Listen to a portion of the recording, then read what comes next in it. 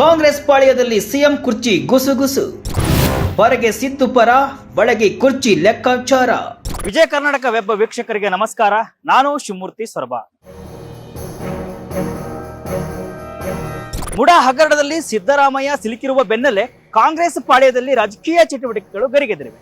ಮೇಲ್ನೋಟಕ್ಕೆ ಸಿದ್ದರಾಮಯ್ಯ ಬೆನ್ನಿಗೆ ನಿಂತಿದ್ದೇವೆ ಅಂತ ಬಿಂಬಿಸಿದ್ರೂ ಕೂಡ ಒಳಗಿನ ಲೆಕ್ಕಾಚಾರವೇ ಬೇರೆದ್ದಾಗಿದೆ. ಕಾಂಗ್ರೆಸ್ನ ಕೆಲ ನಾಯಕರಲ್ಲಿ ಸಿಎಂ ಹುದ್ದೆಯ ಕನಸು ಶುರುವಾಗಿದೆ. ಹೌದು, ಮುಡಾ ನಿವೇಶನ ಹಂಚಿಕೆ ಹಗರಣದಲ್ಲಿ ಪ್ರಾಸಿಕ್ಯೂಷನ್ ಸುಳಿಗೆ ಸಿಲುಕಿರುವ ಸಿಎಂ ಸಿದ್ದರಾಮಯ್ಯ ಬೆನ್ನ ಹಿಂದೆ ಇಡೀ ಕಾಂಗ್ರೆಸ್ ನಿಂತಿದ್ರೂ ಕೂಡ ತೆರೆ ಹಿಂದೆ ಮಾತ್ರ ಬೇರೆಯದ್ದೇ ಲೆಕ್ಕಾಚಾರ ನಡೀತಾ ಇದೆ.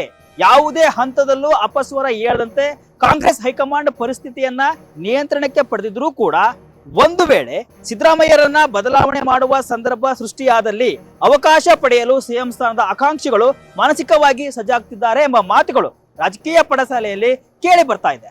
ಹಾಗಾದ್ರೆ ಒಳಗೊಳಗೆ ಸಿಎಂ ಕುರ್ಚಿಗೆ ಟವಲ್ ಹಾಕುತ್ತಿರುವವರು ಯಾರು?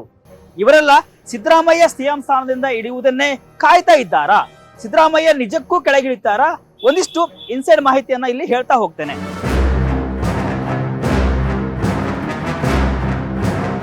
ಮುಡಾ ತನಿಖೆಗೆ ಅನುಮತಿ ನೀಡುವಂತೆ ರಾಜ್ಯಪಾಲರಿಗೆ ದೂರು ಸಲ್ಲಿಕೆ ಆದಾಗಿನಿಂದಲೂ ಕಾಂಗ್ರೆಸ್ನಲ್ಲಿ ಚಡಪಡಿಕೆ ಶುರುವಾಗ್ತಾ ಇದೆ. ದೂರಿಗೆ ಸಂಬಂಧಿಸಿದ ಸಾಕ್ಷ್ಯವೇ ಇಲ್ಲ, ತನಿಖಾ ವರದಿಗಳಲ್ಲಿ ಸಿಎಂ ಹೆಸರಿಲ್ಲ, ಹೀಗಾಗಿ ಈ ಅರ್ಜಿಗೆ ಮಹತ್ವ ಇಲ್ಲ, ತಮಗೆ ತಾಮೇ ಸಮಾಧಾನ ಕೊಟ್ಟುಕೊಂಡಿದ್ದ ಕಾಂಗ್ರೆಸ್ ಪಾಳೆಯ ರಾಜ್ಯಪಾಲರು ನೋಟಿಸ್ ಕೊಟ್ಟ ಬಳಿಕ ಕಂಪಿಸಿತ್ತು. ಯಾವಾಗ ಪ್ರಾಸಿಕ್ಯೂಷನ್ಗೆ ಅನುಮತಿ ಸಿಕ್ಕಿತೋ ಸಿಎಂ ರೇಸ್ನಲ್ಲಿದ್ದವರೆಲ್ಲ ಆಕ್ಟಿವ್ ಆದ್ರು. ಸಿಎಂ ಗದ್ದುಗೆ ಏರುವ ಆಸೆ ಚಿಗುರಿತು. ಒಂದು ವೇಳೆ ಸಿದ್ದರಾಮಯ್ಯ ರಾಜೀನಾಮೆ ಕೊಟ್ಟೇ ಬಿಟ್ರೆ ಮುಂದೆ ಯಾರು ಸಾರಥಿ ಎಂಬ ಲೆಕ್ಕಾಚಾರ ಶುರುವಾಯಿತು. ಬಹಿರಂಗವಾಗಿ ಆಸೆ ಹೇಳಿಕೊಳ್ಳದಿದ್ರೂ ಕೂಡ ಒಳಗೊಳಗೆ ಸಿಎಂ ಕುರ್ಚಿ ಮೇಲೆ ಕಣ್ಣು ಹರಿಸಿದ್ದಾರೆ. ಸದ್ಯ ಈ ಐವರು ಸಿಎಂ ರೇಸ್ನಲ್ಲಿ ಮುಂಚೂಣಿಯಲ್ಲಿದ್ದಾರೆ. ಹಾಗಾದ್ರೆ ಅವರು ಯಾರು? ಯಾವ ಮಾನದಂಡದ ಆಧಾರದಲ್ಲಿ ಸಿಎಂ ಕುರ್ಚಿ ಕೇಳ್ತಿದ್ದಾರೆ? ನೋಡೋಣ ಬನ್ನಿ.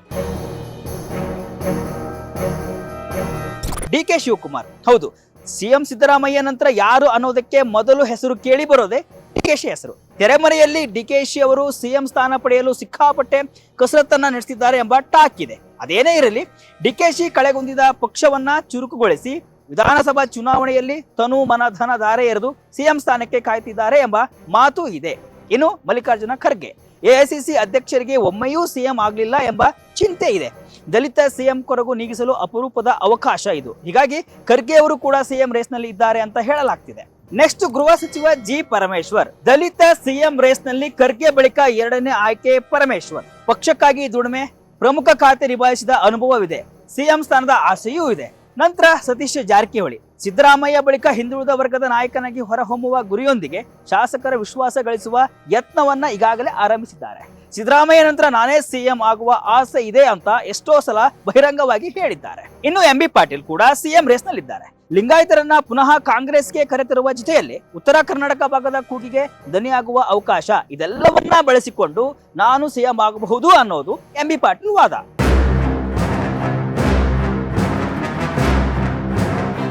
ಈ ಎಲ್ಲಾ ಬೆಳವಣಿಗೆ ಗಮನಿಸಿದ ಹೈಕಮಾಂಡ್ ಆರಂಭದಲ್ಲೇ ಎಲ್ಲಾ ನಾಯಕರ ಬಾಯಿ ಮುಚ್ಚಿಸುವಲ್ಲಿ ಯಶಸ್ವಿಯಾಗಿದೆ.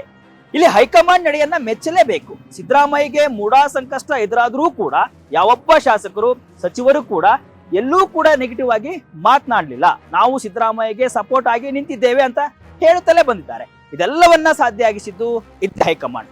ಒಂದು ವೇಳೆ ಸಿದ್ದರಾಮಯ್ಯ ವಿರುದ್ಧವೇ ಕಾಂಗ್ರೆಸ್ ತಿರುಗಿ ಬಿದ್ದಿದ್ರೆ ನಿಜಕ್ಕೂ ಸಿದ್ದರಾಮಯ್ಯಗೆ ಮೂಢ ಆರೋಪಕ್ಕಿಂತ ಒಳ ಏಟು ತಡೆದುಕೊಳ್ಳಲು ಆಗ್ತಾ ಇರಲಿಲ್ಲ. ಅದು ಬೇರೆಯದ್ದೇ ಸಂದೇಶವನ್ನ ರವಾನೆ ಮಾಡ್ತಾ ಇತ್ತು. ಅಲ್ಲದೆ ಈ ನಡುವೆ ಪಕ್ಷದ ಹೈಕಮಾಂಡ್ ಸೂಚನೆಯಂತೆ ನಾವೆಲ್ಲ ಸಿದ್ದರಾಮಯ್ಯ ಬೆನ್ನಿಗಿದ್ದೇವೆ ಅಂತ ಸಚಿವರೆಲ್ಲ ದೆಹಲಿ ನಾಯಕರ ಕಿವಿಗೆ ಮುಟ್ಟುವಂತೆ ಗಟ್ಟಿದನೆಯಲ್ಲಿ ಕೂಗಿ ಹೇಳ್ತಿದ್ದಾರೆ. ಇಷ್ಟರ ನಡುವೆಯೂ ಮುಂದಿನ ಬೆಳವಣಿಗೆ ಊಹಿಸಿ ಸಿಎಂ ಯಾರಾಗಬಹುದು ಎಂಬ ಚರ್ಚೆ ತೀವ್ರಗೊಂಡಿದೆ. ಪ್ರಬಲ ಆಕಾಂಕ್ಷಿಗಳು ಮಾನಸಿಕವಾಗಿ ಸಿದ್ಧಗೊಳ್ಳುತ್ತಿದ್ದಾರೆ. ಅವರ ಆಪ್ತರು ಕೂಡ ಮುಂದೆ ಸಿಗಬಹುದಾದ ಅವಕಾಶ ಬಳಸಿಕೊಳ್ಳುವಂತೆ ಒತ್ತಡವನ್ನ ಹೇರ್ತಾ ಇದ್ದಾರೆ. ರಾಜ್ಯಪಾಲರ ಅಭಿಯೋಜನೆಯನ್ನ ಹೈಕೋರ್ಟ್ ಎತ್ತಿ ಹಿಡಿದು ತನಿಖೆಗೆ ಅವಕಾಶ ನೀಡಿದ್ದೇ ಆದಲ್ಲಿ ರಾಜಕೀಯ ಬೆಳವಣಿಗೆ ಬಿರುಸುಗೊಳ್ಳಲಿದೆ. ಅಲ್ಲಿಯವರೆಗೂ ಸಿಎಂ ಬೆಂಬಲಕ್ಕೆ ಗಟ್ಟಿಯಾಗಿ ನಿಲ್ಲಲು ಎಲ್ಲಾ ಮುಂಚೂಣಿ ನಾಯಕರು ತೀರ್ಮಾನಿಸಿದ್ದಾರೆ. ಈಗಲೇ ಪ್ರಯತ್ನ ಆರಂಭಿಸಿದರೆ ಬೇರೆ ಸಂದೇಶ ಹೋಗುತ್ತೆ ಎಂಬ ಕಾರಣಕ್ಕೆ ಧ್ವನಿಯನ್ನ ಅದಿಮಿ ಹಿಡಿದುಕೊಂಡಿದ್ದಾರೆ ಅಂತ ಹೇಳಲಾಗ್ತದೆ. ಸಿದ್ದರಾಮಯ್ಯ ಕೆಳಗಿಳಿದ್ರೆ ಏನಾಗುತ್ತೆ?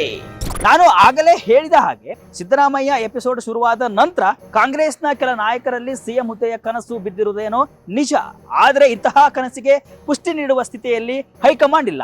ಯಾಕಂದ್ರೆ ಸಿದ್ದರಾಮಯ್ಯ ಕೆಳಗಿಳಿದ್ರೆ ಅವರ ಆಪ್ತಮಣ ಎಂತಹ ವಿಕೋಪಕ್ಕೂ ಹೋಗಬಹುದು ಎಂಬುದು ಹೈಕಮಾಂಡ್ ವರಿಷ್ಠರ ಆತಂಕ. ಅಧಿಕಾರ ಹಂಚಿಕೆಯ ವಿಷಯ ಚರ್ಚೆ ಆಗ್ತಿದ್ದಂತೆ ತಲೆ ಎತ್ತಿದ ಈ ಪಡೆ ಅಂದ್ರೆ ಸತೀಶ್ ಜಾರಕಿಹೊಳಿ ನೇತೃತ್ವದ ಪಡೆಯದ್ದು ಒಂದ್ ಲೈನ್ ಅಜೆಂಡಾ. ಅದೇನಪ್ಪಾ ಅಂತ ಅಂದ್ರೆ ಸಿದ್ದರಾಮಯ್ಯ ಸಿಎಂ ಹುದ್ದೆಯಿಂದ ಇಳಿಯಬಾರದು ಎಂಬುದು. ಒಂದು ವೇಳೆ ಸಿದ್ದರಾಮಯ್ಯ ಕೆಳಗಿಳಿಯುವ ಸನ್ನಿವೇಶ ಬಂತಪ್ಪ ಅಂತ ಅಂದ್ರೆ ಸಿಎಂ ಪಟ್ಟ ತಾವು ಹೇಳಿದವರಿಗೆ ಸಿಗ್ಬೇಕು.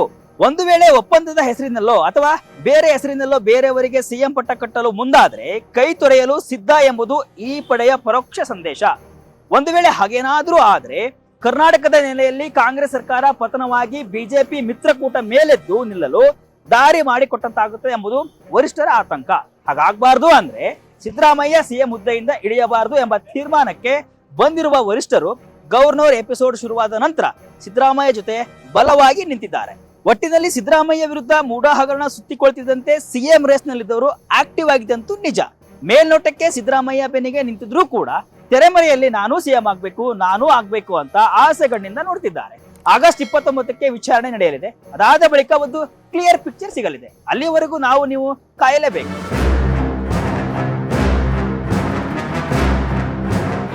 ಇದಿಷ್ಟು ಇವತ್ತಿನ ವಿಶೇಷ. ಇದೇ ರೀತಿಯ ಹಲವು ವಿಶ್ಲೇಷಣೆ ಮಾಹಿತಿ ಅಷ್ಟೇ ಅಲ್ಲ, ಮನೋರಂಜನೆಯ ವಿಡಿಯೋಗಳಿಗಾಗಿ ವಿಜಯ ಕರ್ನಾಟಕ ವೆಬ್ಸೈಟ್, ಫೇಸ್ಬುಕ್ ಹಾಗೂ ಯೂಟ್ಯೂಬ್ ಪೇಜ್ ಅನ್ನು ಫಾಲೋ ಮಾಡಿ. ಧನ್ಯವಾದಗಳು.